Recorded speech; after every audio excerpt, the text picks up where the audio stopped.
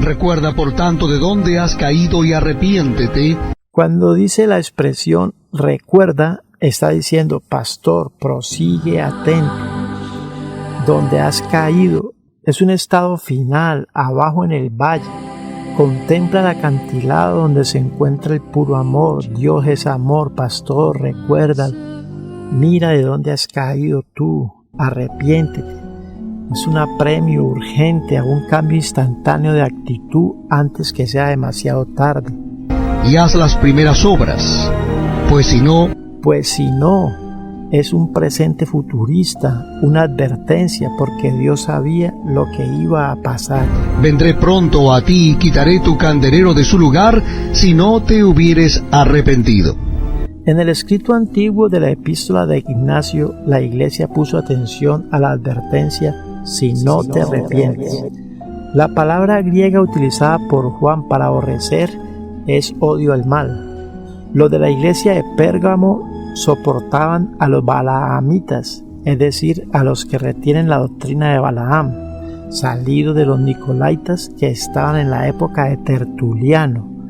Tertuliano es el principal exponente de la secta trinitaria. Por lo menos fue el que empezó a usar ese término diabólico. Ni la misma Iglesia Católica lo soportó. No soportaron sus herejías y lo excomulgó, pero sí dieron origen a semejante blasfemia. Por eso se dirá la madre de las rameras de la tierra, porque todas las denominaciones trinitarias salieron de ella. ¿De cuál? De la Iglesia romana. Pero tienes esto, que aborreces las obras de los nicolaitas, las cuales yo también aborrezco. La palabra griega Nikolaos proviene de las dos sílabas griegas Niko, que significa dirigir, guiar, y la sílaba Laos, que significa gente. Entonces Nicolaos significa autoridad sobre el pueblo. Eran personas ricas e inteligentes que se creían únicos con poder, llamados a ocupar el cargo de dirigir la iglesia. Diótrefes, el cual le gusta tener el primer lugar, pretendían autoridad sobre los hijos de Dios. Años antes el apóstol Pedro había dejado escrito a los ancianos, llamados en su época obispos, para el Señor ángeles, para nosotros hoy pastores. Apacentar la grey de Dios, cuidando de ella, voluntariamente, con ánimo pronto, no como teniendo señorío sobre los que están a vuestro cuidado.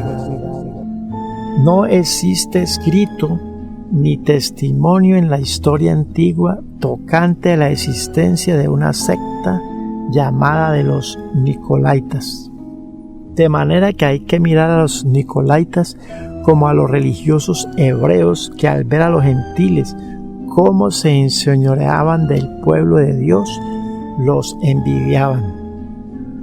Por eso deseaban conducir al cristianismo bajo las mismas normas, es decir, mezclar el ceremonialismo judío con la filosofía griega. Ese fue el comienzo de las actuales herejías de hoy en día. Por ejemplo, hicieron del Logos de San Juan capítulo 1 verso 1 como el Hijo que Dios creara para que hiciera todo cuanto existe.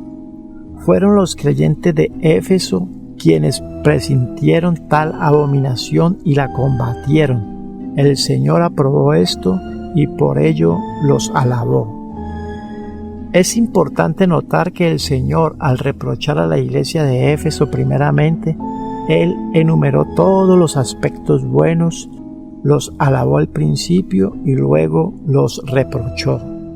Esto es un ejemplo maravilloso al acercarse con delicadeza a una situación difícil.